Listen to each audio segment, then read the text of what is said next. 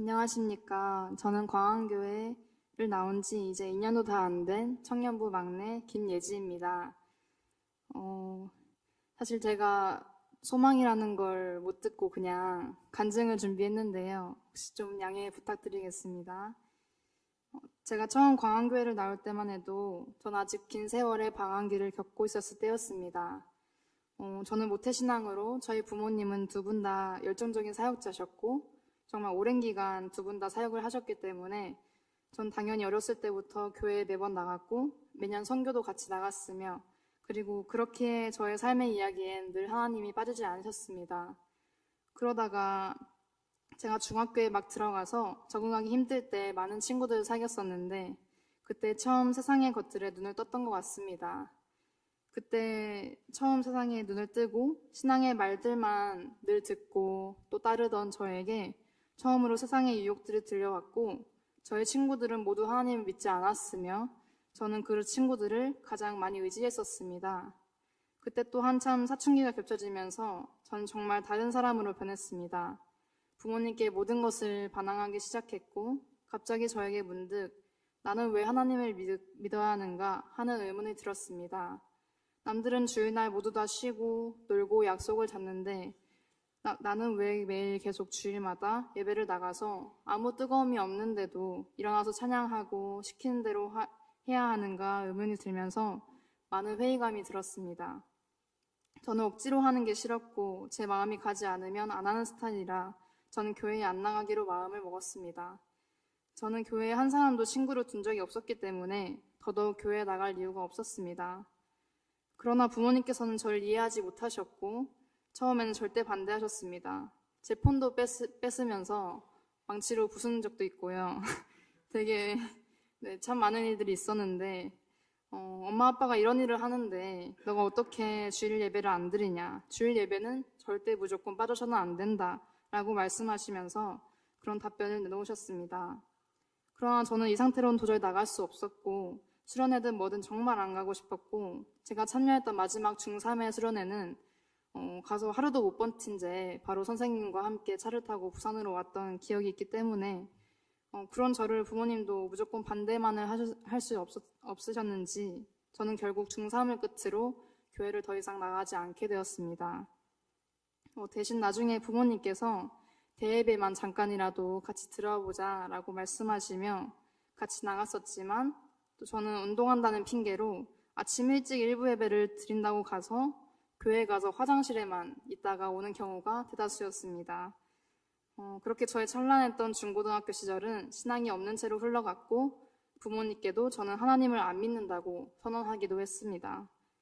저는 기독교를 비난하는 친구들과 함께 나는 교회만 다니는데 나도 왜 믿는지 모르겠다. 어쩔 수 없이 부모님 때문에 교회를 다닌다라고 말하며 하나님을 모욕하기에 바빴습니다. 그렇게 저의 고등학교 생활을 마치고 이제 수능을 치고 또 수능을 망하고 그 다음에 마음이 너무 힘들어서 그래 이제는 좀 가볼까 하고 아빠가 새로 부임하시기도 해서 손을 한번 내밀어 본 게 바로 여기 광안교회입니다. 처음 나왔을 때는 교회가 애초에 익숙하지 않아서 적응하기 어려울 뻔했는데 생각보다 언니 오빠들이 너무 잘해줬고 또 성경책도 신앙이 없어서 못 들고 온 저에게 먼저 내밀어준 언니가 바로 저기 예은이 언니입니다. 그리고 지금 너무나도 다행히 잘 지내고 있어서 참 감사하고 제가 처음 교회에 나오고 얼마 안 있어서 아빠랑 너무 크게 싸우고 토요일 새벽에 혼자 교회에 나와서 아빠의 열쇠를 들고 혼자 지하 예배실에 가서 기도를 드렸었습니다. 찬양을 들고 신앙이 없었는데 그때 저는 하나님을 정말 뜨겁게 만나서 너무나도 은혜를 많이 체험했었습니다. 그때 이후로 저는 정말 하루하루 은혜 속에서 뜨겁게 살았었는데 어느 순간 또 그 뜨거움마저 식으면서 또다시 저의 신앙에 정체기가 찾아왔었습니다. 저는 작년 여름 수련회 때부터 올해 여름 수련회 때까지가 가장 큰 고비였는데요. 정말 하나님을 부정하고 또 오해했고 많은 혼란을 겪었었고 심적으로도 정말 많이 우울해 있었습니다. 제자훈련도 하다가 힘들어서 중간에 중단했던 적도 있었고 토요 기도회와 또 예배와 유치부 교사까지 다 했지만 제 마음속엔 여전히 내가 정말 여기 나오는 게 맞나? 다음부터는 그냥 안 나와야지 라는 생각만 가득했었습니다. 그러다가 문득 저희 아빠가 차에서 저에게 신앙적인 조언과 그래도 기도해라. 너가 네 힘으로 안 되니까 더욱더 하나님을 믿고 기도해라 라는 말을 듣고 처음에는 하나님이 안 계시는데 어떻게 이런 상황이 발생할 수가 있어요 하면서 늘 부정만 해오다가 토요 기도회 때 잠시나마 하나님 그러면 제가 못하니까 하나님께서 뭐라도 해주세요. 전 지금 너무나도 억울하고 답답하고 하나님 못 믿겠어요 라며 그래도 용기 내어 하나님께 기도했었습니다.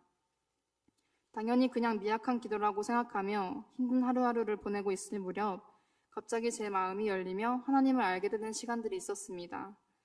저희가 청년부에서 영성생활을 하는데 성경 읽기를 요한복음부터 시작했습니다.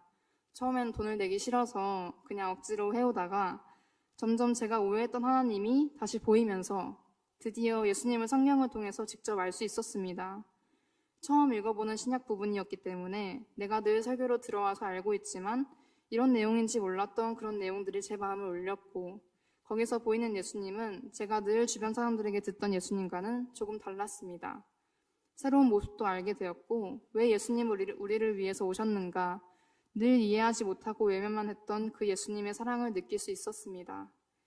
늘 편합하고 예수님을 외면하고 원망했던 제 마음이 갑자기 무너지면서 제 마음은 활짝 열렸고 아, 예수님은 정말 이런 분이셨구나가 깨달아지면서 내가 그동안 예수님을 또 하나님을 오해했구나가 깨달아졌습니다. 그러고 난 뒤에 저는 성경을 읽는 재미와 기도를 하는 이유를 알았고 저희 아버지랑도 관계가 회복되고 더 신앙적인 대화를 많이 하면서 전 정말 놀라운 하나님의 은혜를 경험했습니다.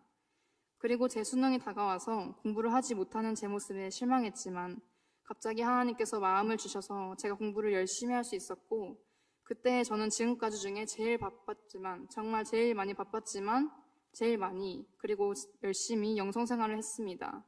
수능을 준비하면서 매일매일 기도를 할 때 저의 부족한 모습이 너무나도 잘 보이면서 난 왜 이렇게 부족할까? 난 왜 이렇게 못할까? 하면서 나에게는 내세울 게 아무것도 없다는 것을 정말 깨달았습니다.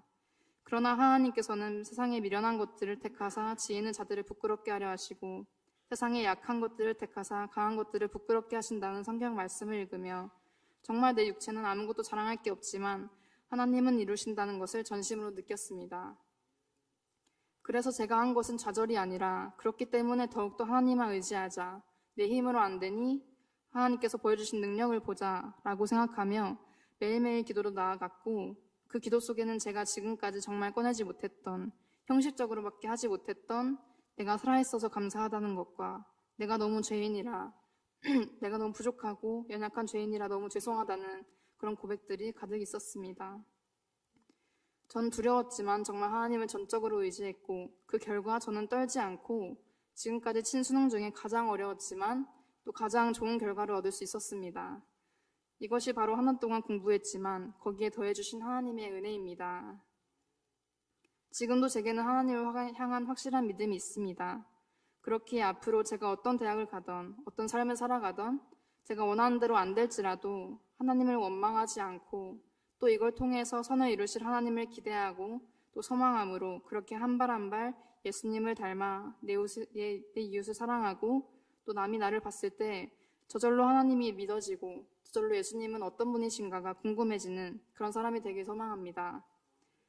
제가 느낀 하나님은 전지전능하시고 모든 일을 선으로 이루시고 또 가장 따뜻하셨으며 단 한순간도 나를 버리지 않고 내가 조금이라도 기도하면 내 손을 먼저 잡아주시고 내 마음을 위로해 주시는 나에게 소망을 꿈꾸게 하시고 나의 삶의 이유가 되어주시는 그런 분이십니다.